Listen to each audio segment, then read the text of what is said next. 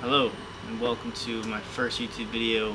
It's kind of in this format where it's a longer video, but I'm going to offer a ton of value. Before you click off, today's video I'm going to be talking about why you're not actually injured. And why should you listen to me? Well, I know a thing or two about injuries. I have been lifting in the gym for over 8 years. I'm a personal trainer for over 3 years at this point. I've worked with many clients. I'm also a physical therapy student. I've been in physical therapy school for 2 years. I got 1 year left, just got to do my clinicals. And I did my undergrad in exercise science. So I know what it's like. So let's get back to the topic. You're not actually injured. You might be hearing me say that, and you might be thinking, well, Andrew, that's crazy. I feel the pain. I feel something going on in my body. And it's possible that you might have done something to a certain tissue of your body. Sure, that's a possibility. But if that's going to be a possibility, there also has to be the possibility that you are fine. Now, let me give a little bit of an example here. There's a thing called chronic pain. What is chronic pain?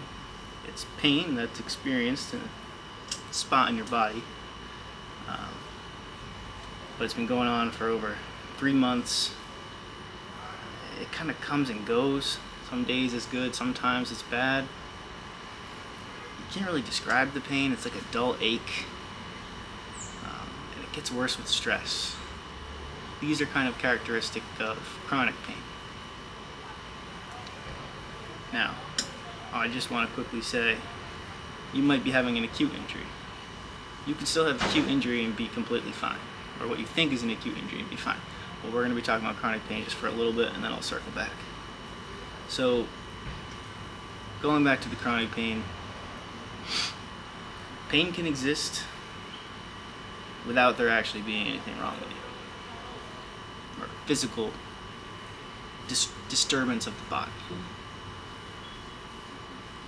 There's a thing called pain, and there's a thing called nociception. So nociception is an input, pain is an output. Basically, your brain is the mediator between whether or not you feel pain. So if I step on a rusty nail, well, let's hope it's not rusty. If I step on a nail, my nociceptors, which are pain receptors, if you want to think about it, they're little nerves on my foot. They're going to send a message up to my brain. We call that nociception. Now my brain is going to process it, and it's going to determine if there's a threat. If it determines that that's a threat, and I need to actually experience that so I can take my foot off the nail, then I'm going to experience pain. So it's going to go down, I'm going to feel the pain in my foot. Okay, but that pain was generated and it was processed in my brain. So a lot of times pain and injuries, what we perceive to be injuries, it's all in our brain. Everyone's different though. We all have different backgrounds. I grew up in Massachusetts. Some people grew up down south. Some people grew up rich. Some people grew up poor. And we all have different life experiences. And that's key, because we all have different brains which process things differently. So what I experience, or what I think might be pain, another person might not experience that as pain. There's a thing in physical therapy where it's a pain pressure threshold test. Basically, you take a device and you press it down with increasing force on a certain body region. Most times it's like your upper trap. Now, the person who's getting pressed is supposed to indicate when they feel that pain. And for some people that might be just a little bit of pressure. Pain. That's not pressure. That's pain. That could be just a little bit.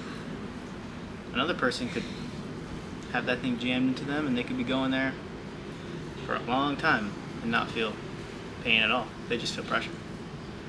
So understand that some people are going to be more sensitive to pain. You might be one of those people that are more sensitive to pain.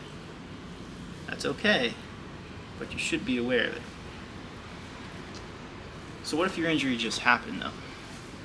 Let's say you're at the gym, say you did some squats, and you noticed after one of your sets your groin was feeling, your adductor was feeling a little kind of off. Like there wasn't a pop, there wasn't textbook strain. Something feels off. It feels a little tight. You stretch it, it kind of hurts. You may have strained it. You may have. But my argument, you might not have. You might have just fired that tissue. The muscle might have just contracted. It might be having a spasm. It might just be fatigued. And based on what you're used to, you could perceive that as an injury, or you could shake it off. That actually happened to me the other day. I was in the gym. I was doing hack squats. They were fine. Then I was doing leg extensions at one point, and I felt something in my quad, but it was actually in my groin. I stretched it didn't hurt. Like I would go into like one of those adductor stretches, and it didn't really hurt. And I was like, huh, did I strain my muscle? And I said, nah, I'm probably just being a bitch. And I think I was just being a bitch. But at this point, I'm so seasoned in the game that I know this is nothing to worry about. I got home, I ate some food, did my thing, and then you know what I did that night? I went for a 2-mile walk. And that's going to be something I can maybe even leave you with. Well, what can I do? If it's a lower extremity injury and the pain is below a 3 or 4 out of 10, just go for a walk. Take as many steps as you can. Keep walking until you don't have the energy to keep walking. That's what I'd recommend. That's what a lot of other jacked guys who experience injuries and get over them really quickly do. You don't have to be that guy who pulls his hamstring and goes to physical therapy for 6 weeks. It still is kind of iffy at the end of it if they trust their hamstring or not. Why don't you be that guy who pulls it and 3 days later he's squatting? What's stopping you? You know why you're not doing that? It's because you go home and you freak out about it. You ice it. You rest it. And you baby it. Stop babying it. Move it. Get blood flow. I'm in school right now. Rice is not recommended anymore. The fact that people still believe in rice, I'm getting eaten alive by mosquitoes out here. I should probably film these earlier. Just killed one right on my arm. Where was I? Oh, rice. It's no longer a thing anymore.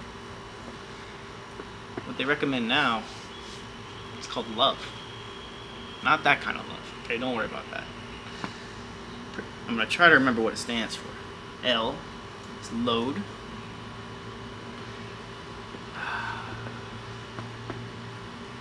O is optimism. V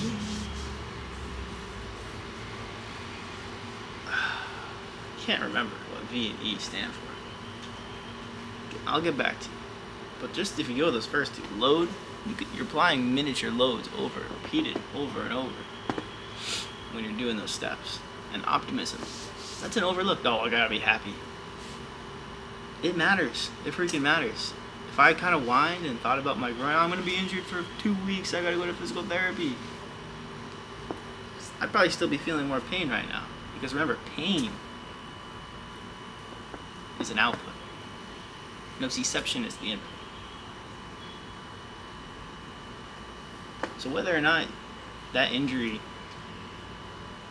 feels bad and whether or not it lingers,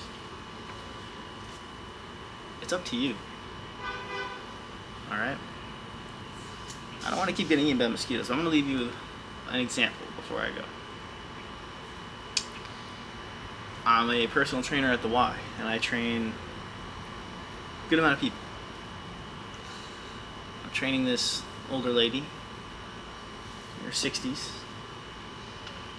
Very interesting lady. I can't say anything more because I can't identify her. I'd be breaking the rules. But I will say, she's very, very concerned with getting injured in the gym.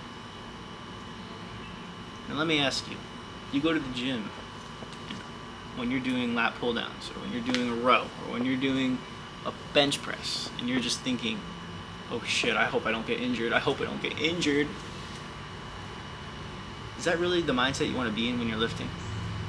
Absolutely not. Okay? That's what this lady's thinking every time. I can tell. She's doing high reps because she thinks that high reps are going to make sure she doesn't get injured. Newsflash, you can get injured doing anything. You can get injured on set or rep number 20 out of 20. Or you get injured on a set of 3. Okay? She's worried on every rep she's going to get injured. Sometimes she feels something. She perceives it as getting out of alignment, or something's messed up, something's strained.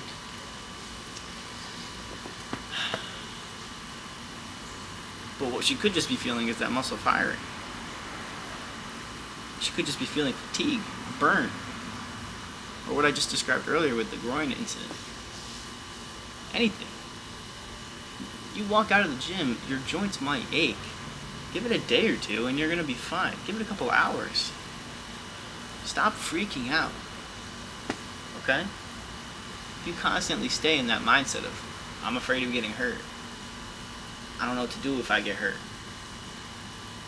I live my life in fear, you're never going to make progress because you're just going to be scared. And that's how I was for like years in the gym. I just think, I could get hurt on this rep. I can't go too heavy. I've gone heavier in the past year than I ever have, and my joints have feel better than I ever have. And it's not because I've switched up my training style. It's because I've switched up my mindset. Okay? So if you're dealing with anything at the current moment, whether it's chronic or it's acute, okay, could have just happened earlier today. This could be a long-lasting issue. Take some of your power back. Take control. Understand there's things that you can do, like walking, not freaking out. Spend some time with your friends and family. Get a laugh. Play some video games if that's what helps you relax. Watch a good TV show. I don't really recommend that because I think that's a waste of time. But staying optimistic and just saying this is no big deal, I'll be fine, I'll just go for a walk, I'll eat some good food, that's going to do you way better than just sitting around moping, thinking that this is going to be the rest of your life, or this is going to be 6 weeks and I got to go to physical therapy. I swear half the people that go to physical therapy don't even need to be going to physical therapy. Just go for a walk. Literally. You'd probably be better off. Because when you go to physical therapy, you're in an environment where everyone's telling you things are wrong with you. Even if you have an MRI that says something is wrong with you, that's just a snapshot in a moment of you. That's not actually a moving, dynamic, accurate representation of you. People with positive MRIs have been shown to have no pain, and people that have negative MRIs have been shown to have pain. There's no correlation. So sure, the MRI is accurate. What is there, but what is there is not necessarily causing your pain. You might have a long time ago, but your body has an amazing ability to heal itself. And take some solace in that fact that your body can just heal itself. In like 3 or 6 months, 6 months the maximum, 90% of injuries will be healed. Even an ACL tear, right? An Achilles tear. 6 months, it'll probably be healed. Will you be ready to go back to like jumping, sprinting? No. You're gonna need longer for that. But it shouldn't be like giving you insane amounts of pain with everyday activity. Body heals. Let it heal. Stay optimistic. Thank you for making it to this far in the video. If you liked it, please leave me a like. It shows me that I should keep making these kinds of videos. Please subscribe because I want to share some knowledge. I like kind of making videos. I just got a new camera, so hopefully you can notice the quality. And let me know if there's anything particular you want me to make a video on.